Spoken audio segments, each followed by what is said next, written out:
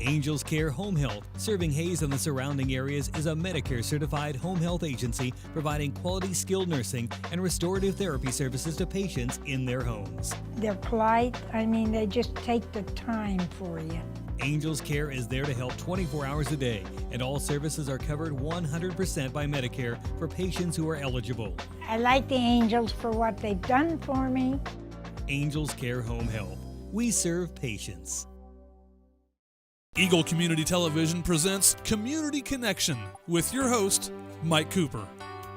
Hello and welcome again to Community Connection from Eagle Community Television.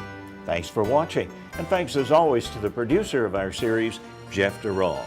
We're at the superintendent's office in USD 489 with the superintendent of schools, John Thissen, as we visit with John our Community Connection. Well, first of all, John, welcome to Hayes and USD 489. Thank you very much. I think this is going to be a powerful addition to the overall staff and excitement for a new school year for 489. Well, I'm very excited about it as well, yes. Previous work at Harrington? Yes, sir. Tell me about that. Harrington was a good experience. It ended up being my first district administration position, and that was 9 years ago that I was hired there. It's kind of nice that you go back late 20, 30 years ago, and I did teach there. I was a science teacher there prior to for 4 to 5 years, and we started our family at that location. But the last 9 years, a lot of experience as far as many things, even though it's a small community, a lot of things that had happened. There were 3 bond elections in that time. There was demolition of an old building. There was the acquisition of new land. There's a variety of things that occurred, and even our career and college ready program probably doubled or tripled as far as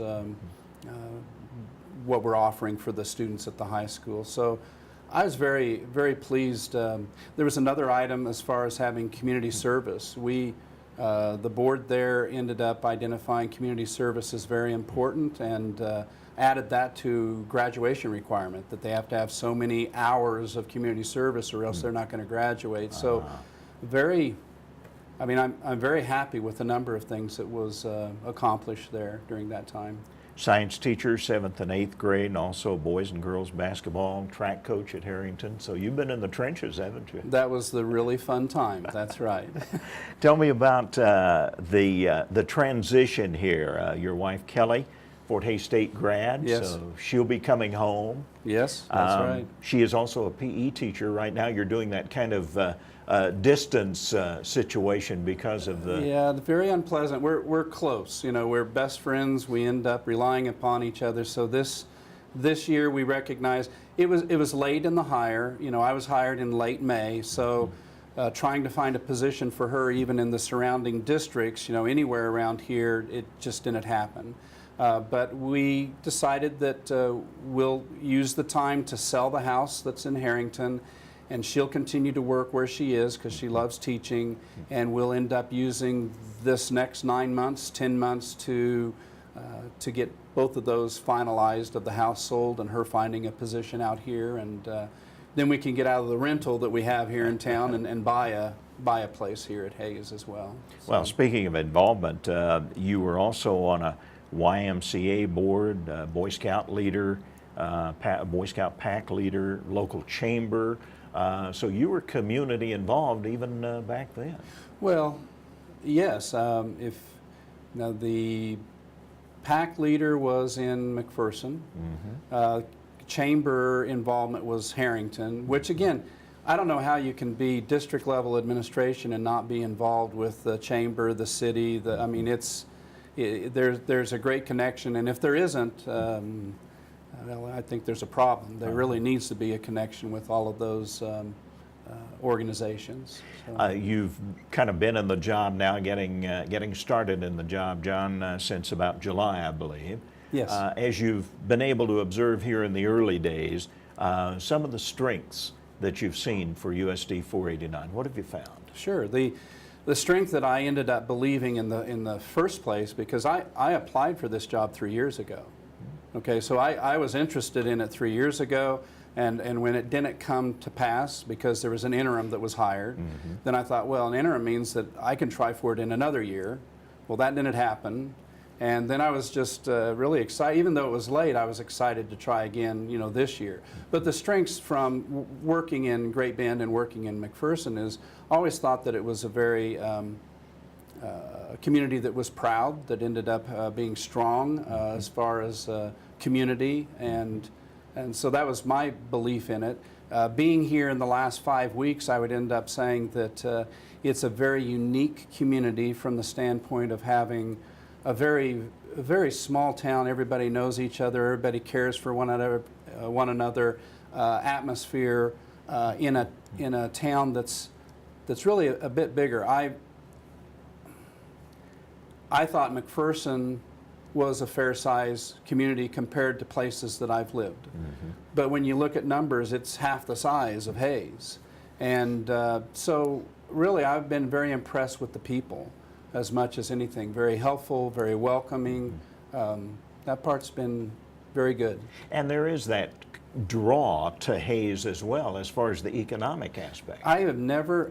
I thought that McPherson was what you'd say a wealthy community as far as the oil refinery. They have a number of businesses there, but coming here at Hayes, wow, the variety that exists here, and the what the medical community ends up having in place for the region, it's a hopping community, really, with their and even if you do end up saying, well, oil isn't so good right at the moment, I mean, that's down.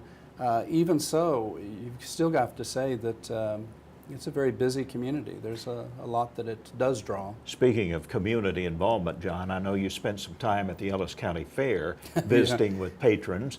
What did you learn? Well, it was fun to end up meeting individuals who came forward and just greeted me there. And as far as learning, that was probably when I learned as far as the welcoming part, that people were very open, I mean, it was fun because it was a very, the pictures that was put together, Sarah did a great job of accumulating a couple hundred pictures that was just displayed of the school systems that dated back to the late 1800s. And it was really fun to be able to just go through and see the changes that's taken place over the years there. And it was fun to see community walk through and end up enjoying that as well, just seeing 143 years of public education in Hayes. Were you able to find support for public education still in the community through your visits, John? Oh, definitely. I mean, that was, I would say, from conversations I've had, if I'm basing it just on conversations, not a matter of surveys, not a matter of anything, but talking to people, I don't know if I really gather that there's the large majority that says, bond election, we don't want anything done with schools. We don't need improvement. We don't need anything new. I think it's more a matter of just that the plan maybe wasn't right, and there needs to be some more work with that, and more information that's shared with the public, and come back with that. So I think there's great support. It's just a matter that it put out the right plan. Well, you went through 3 of those, I believe, in Harrington, didn't you? Yeah. Well, the first one is kind of amazing. The first one failed by only 12 votes, so it was very close. And in some ways, I'd say it was very fortunate it didn't pass, because it was probably too big. They were trying to do a new high school and new elementary in a small community. That would have been a really tremendous tax burden for the community. So it was probably good it didn't. The second one didn't pass because that was when the economy really just plummeted. We just knew that was doomed. And then came back with a different plan altogether, really, just say a really completely different plan for the third time, and the support was overwhelming at that point. And we were very fortunate that the planning and the in construction was something that really the individuals that were probably more naysayers than anybody else were kind of slow, but even talking to them, we're going, well, what was accomplished was good, you know. Even, and I think that's all it is a lot of people they base much of their decisions on past history. And if past history is bad, then they're very worried about anything that's going to be happening, in the near future. And that's understandable. But sometimes you need to take some risk, and hopefully we can get to a point where there's some faith and trust that's involved in trying something for the future of Hayes schools. And in your estimation, John, if I'm hearing you right, if the facilities committee comes up with the right plan, it should be a slam dunk. Oh, I think so. I mean, I don't think I'm fooling myself. I really do believe that what I hear, what I see is the community is supportive very much of public education here in Hayes. It's just a matter of having the right plan. If you would, get into the funding aspect as it relates to the Kansas legislature. We've seen through the governor and the legislature continual cuts to education, public education, higher education. What's your read? What do you see as a possible improvement in this situation, John? Well, the improvement, there's an indicator of even the recent election that would say that there's some changes that's taking place. I would like to have the faith that things are going to change in the next few years, but it's not just a matter of more legislators that are going to be supportive of public education. It's also a matter that they've also have to make some changes so that there is actually money accessible. Our problem is, even if you had legislators that are very supportive, where's the money? At the state level, it's not there because of changes that were made in the last number of years as far as bringing in tax dollars. It's just not there. And as Ed Flente said, the economist out of Wichita, that three-legged stool needs to be in place for things to continue in progress in Kansas. Very true, yes. Tell me about, if you would, in our final couple of minutes here, some of the things that you would like to see in the initial visits with staff for the coming USD 489 year, John. I would like, with the change that's taken place, I mean, there's been 30-some certified staff that's, and most of those are retirements. So, and before, the year before that, there was a number of retirements. So we have a lot of change in just 2 years. We have key administrators, so leaders in the community, in the school system that's switched over as well. I would like for there to be more of a faith, even a trust that exists within our own organization, within the schools, believing in the leadership and the purpose and what we're trying to do at this point. We may get stuck on talking about facilities. We may get stuck on talking about what new heating and air system, what new lighting system, what needs to be done in the schools that way.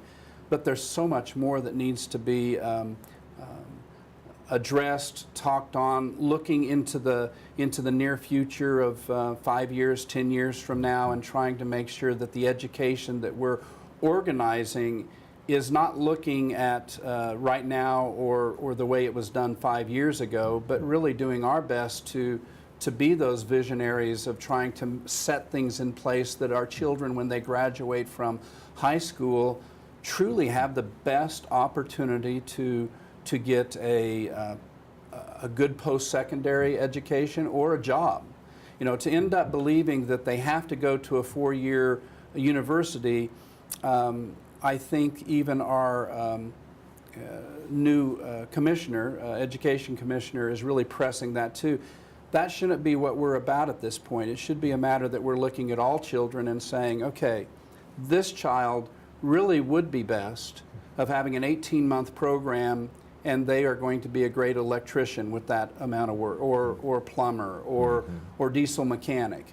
But this student really should go on and have 4 years of college, or this one needs 8 years of college to be a doctor. I mean, we have done, I think, in Kansas and maybe the nation, a bit of a disservice of focusing on 4-year. I mean, really just looking at university post-education and supporting that in our high schools more than anything else. And we're trying to make that switch, that change in our schools. Sounds like you've got a great vision, John. We're looking forward to the excitement and the vision you're going to bring to USD 489 in the coming months and years. And we wish you well in the start of a new school year. It's a pleasure talking with you. Thank you. John Thissen, our Community Connection.